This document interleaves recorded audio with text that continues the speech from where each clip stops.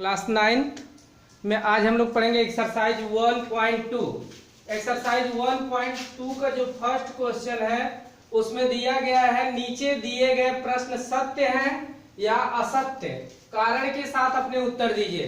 यानी जो प्रश्न दिया गया है उसको आपको यह बताना है कि यह सत्य है या असत्य है, और साथ साथ इसका कारण लिखना है कि सत्य है तो क्यों सत्य है और असत्य है तो क्यों सत्य है। पहला ही क्वेश्चन देखिए, पहले का, प्रत्येक अपरिमेय संख्या वास्तविक संख्या होती है। आपको बताना है कि यह जो कथन दिया गया वो सत्य है या असत्य है। तो सबसे पहले देखिए, प्रत्येक अपरिमेय संख्या, यानी अपरिमेय संख्या को कह रहा है कि अपरिमेय संख्या वास्तविक संख्या होती है। तो सबसे पहले आप जानिए वास्तविक संख्या होती क्या है।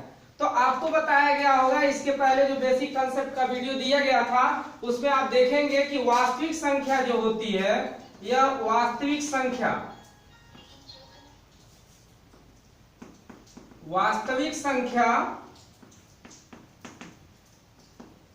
जो होती है वो परिमेय संख्या और अपरिमेय संख्या।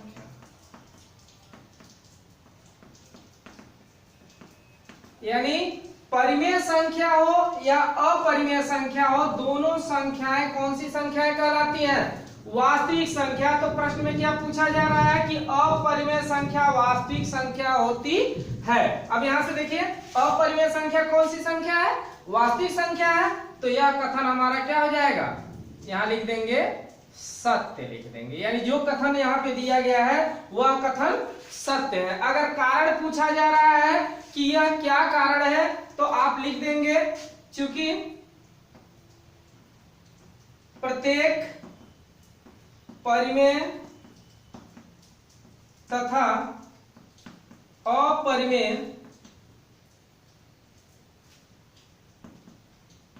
संख्या वास्तविक संख्या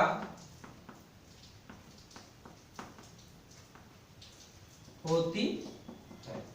कथन को हम सत्य कर देंगे और कारण में लिख देंगे कि प्रत्येक परिमेय तथा अपरिमेय संख्या वास्तविक संख्या होती है। तो ये पहले का पहला क्वेश्चन था। पहले का दूसरा क्वेश्चन, आपको बताना है कि संख्या रेखा का प्रत्येक बिंदु अंडर रूट m के रूप का होता है जहां m एक प्राकृतिक संख्या है। तो यह कथन हम देखेंगे कि यह कथन सत्य है या असत्य। संख्या रेखा का प्रत्येक बिंदु, तो सबसे पहले आपको समझना होगा कि जो संख्या रेखा है वह क्या होती है। संख्या रेखा आप देखिए, एक लाइन आप ड्रा करिए। मान लीजिए यहां पे 0 हम लेते हैं, 1 प्लस में +1 +2 +3 +4 इस तरह का, और इधर जो हम आएंगे अपने बाएं से लेफ्ट साइड में तो यहाँ -1 +1 -2 -3 -4 डैश, ये अभी आगे जाएगा, ये भी आगे की ओर जाएगा। तो ये संख्या रेखा है। अब संख्या रेखा पर आप देखिए, इस पर जो यम की वैल्यू दे रहा है वो क्या दे रहा है कि ये यम जो है वह क्या है? एक प्राकृतिक संख्या। और प्राकृतिक संख्याएं कौन होती है? जो धनात्मक होती है। यानी 1 से लेकर के जो पॉजिटिव संख्याएं होती है धनात्मक दिशा में, वही संख्याएं कौन सी संख्याएं होती है? प्राकृतिक संख्याएं। लेकिन संख्या रेखा पे तो 0 भी होता है और उसके साथ साथ माइनस भी संख्या रेखा पर होता है। तो प्रत्येक बिंदु जो होता है वो करणी में यम के रूप का तो हो नहीं सकता, क्योंकि यम क्या है? प्राकृतिक संख्या। यानी आपको प्राकृतिक संख्या लेना है तो यह संख्या रेखा पर केवल प्राकृतिक संख्या को इसमें इस रूप में इधर दर्शा सकते हैं आप, लेकिन जो नेगेटिव चार्ज वाले हैं वो कैसे आप दर्शाएंगे? तो यहां पर आप लिख देंगे असत्य। क्या लिख देंगे? असत्य। यानी यह कथन जो दिया गया है वह कथन क्या है? असत्य है। कारण में आप क्या लिखेंगे? कारण में लिख देंगे √-1 √-1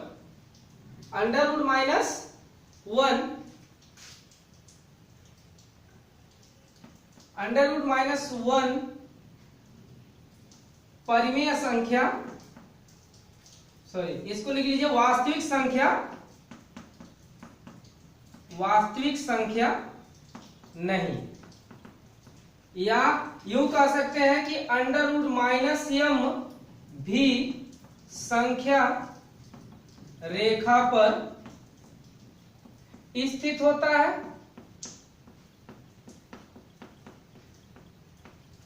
अंडर रूट माइनस m भी संख्या रेखा पर स्थित होता है जो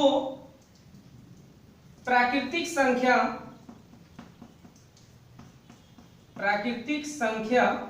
नहीं।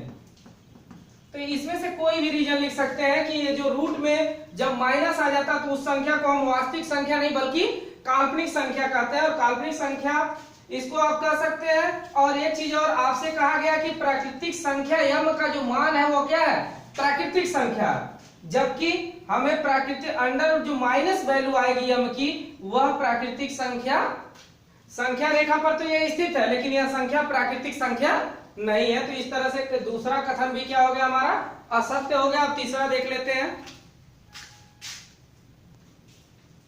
पहले का तीसरा, प्रत्येक वास्तविक संख्या एक अपरिमेय संख्या होती है। यह कथन भी क्या होगा, असत्य होगा। कथन ये क्या हो जाएगा, असत्य। क्यों असत्य होगा, रीजन जानिए। अभी आप इसके पहले ही क्वेश्चन जो पहले का पहला बताया गया था उसमें आपको बताया गया था कि जो परिमेय संख्या होती है, परिमेय संख्या में दोनों, सॉरी वास्तविक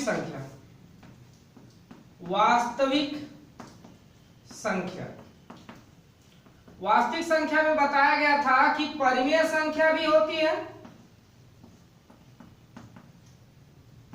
और अपरिमेय संख्या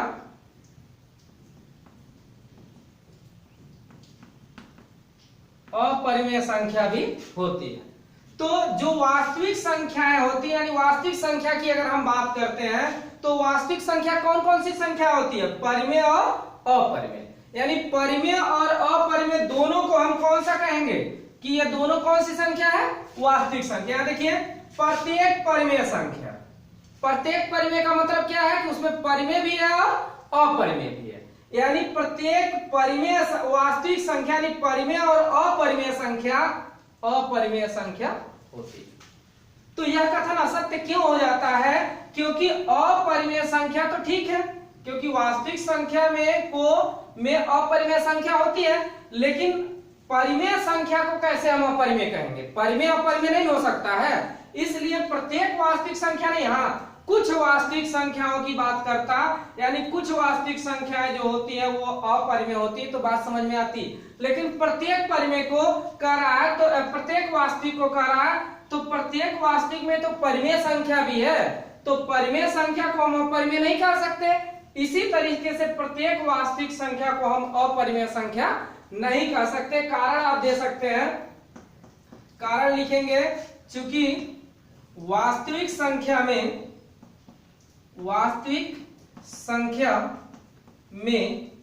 परिमेय तथा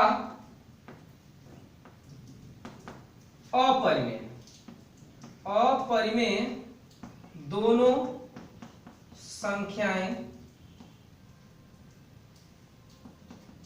होती है। कारण लिख दिया, वास्तविक संख्या में परिमेय तथा अपरिमेय दोनों संख्याएं होती हैं। अब इसलिए लिख लीजिए, इसलिए प्रत्येक वास्तविक संख्या अपरिमेय संख्या नहीं हो सकती। तो पहले का 3 क्वेश्चन हमने देखा, पहला सत्य, दूसरा और तीसरा दोनों कथन के हमसे क्या थे, असत्य थे। अब क्वेश्चन नंबर 2 देख लेते हैं हम। क्वेश्चन सेकंड देख लीजिए, क्या सभी धनात्मक पूर्णांकों के वर्गमूल अपरिमेय होते हैं? यदि नहीं तो एक ऐसी संख्या के वर्गमूल का उदाहरण दीजिए जो एक परिमेय संख्या है। तो आपको बताना क्या है कि जितनी भी संख्या धनात्मक पूर्णांक होते हैं, धनात्मक पूर्णांक क्या हो गए आप जानते हैं, 1 2 3 4 5 6 7 8, जितना भी आप आगे लिख लो। तो इसमें क्या है कि कह रहा है क्या सभी धनात्मक पूर्णांकों के, यानी जितने धनात्मक पूर्णांक हैं उनका वर्गमूल, यानी इसको अगर रूट में हम कर दें, सभी संख्याओं को रूट कर दें तो क्या होगा। अब रूट में कर देंगे तो क्या सभी संख्याएं अपरिमेय संख्याएं होती हैं, यानी आपको पहले बताया गया जितनी संख्याएं रूट में होती हैं, जिन संख्याओं को हम रूट में लिखते हैं वह सभी संख्याएं अपरिमेय संख्याएं कहलाती हैं। यानी 1, अगर 1 की बात करें तो 1 का स्क्वायर तो 1 होता है, तो यहां से इसको तो हम रूट से बाहर कर सकते हैं। हाँ, 2 रूट से बाहर नहीं होगा, रूट में 2, रूट में 3 भी नहीं बाहर होगा, लेकिन 4 को तो हम रूट से बाहर निकाल सकते हैं। 4 को हम क्या कर लेंगे, 2 कर लेंगे, क्योंकि 2 का जो स्क्वायर होता है वो 4 होता है, और स्क्वायर रूट निकालेंगे तो वह क्या निकल जाएगा, 2 निकल जाएगा। इसी तरीके से देखिए 5 को रूट में 5 रहने देंगे, 6 को भी रूट में 6, 7 भी रूट में रह जाएगा। तो जो संख्याएं बाहर आ गई, जो संख्याएं रूट में नहीं होती हैं, उन संख्याओं को आप क्या कहते हो, परिमेय संख्या कहते हो। तो इसी तरीके से क्या सभी धनात्मक पूर्णांकों के वर्गमूल अपरिमेय होते हैं, तो आप लिखेंगे नहीं। अब नहीं कह दिया आपने तो कह रहा तो क्या ऐसी संख्या के वर्गमूल का उदाहरण दीजिए जो एक परिमेय संख्या है। तो 1 का वर्गमूल क्या हो गया, 1 हो गया। उसी तरह से 4 का वर्गमूल क्या हो गया, 2 हो गया। आप और भी संख्या लिख सकते हैं, जैसे रूट में 16 है तो इसका वर्गमूल क्या हो जाता है, 16 का वर्गमूल 4 हो जाता है। रूट में अगर 25 है तो इसका वर्गमूल क्या हो जाएगा, 5 हो जाएगा। अगर 36 है तो इसका वर्गमूल क्या हो जाएगा, 6 हो जाएगा। तो आपको इतना कुछ नहीं करना है, आपको करना है एक ऐसी संख्या के वर्गमूल का उदाहरण दीजिए जो एक परिमेय संख्या है। तो आप जिनका भी वर्गमूल जैसे परिमेय संख्या उसमें से कोई एक संख्या लिख लीजिए, चाहे आप इसको लिख लीजिए चाहे इसको लिख लीजिए, इन तीनों में से कोई ले लीजिए। यानी जिन संख्याओं का वर्गमूल परिमेय संख्या होता है उनमें से कोई एक लिख दो। तो एक संख्या आप लिख सकते हैं, सीधे सीधे लिख दीजिए कि रूट में 36 इक्वल 6। बस एक एग्जांपल हो गया। आप 1 को भी डाल सकते थे, 4 को भी डाल सकते थे, 4 का वर्गमूल 2 हो जाता। तो इस तरह से पहले आप लिख लेंगे इसमें नहीं, और उसके बाद एग्जांपल के तौर पे एक दिखा देंगे रूट में 16 इक्वल 6। तो ये क्वेश्चन सेकेंड तक हो गया। थर्ड क्वेश्चन जो है वो कंस्ट्रक्शन है, तो उसका अलग से वीडियो अपलोड कर देंगे हम आपके लिए। सेकेंड तक के क्वेश्चन इस वीडियो में आप सॉल्व कर लीजिएगा, और कंस्ट्रक्शन का वीडियो नेक्स्ट टाइम आपको मिल जाएगा।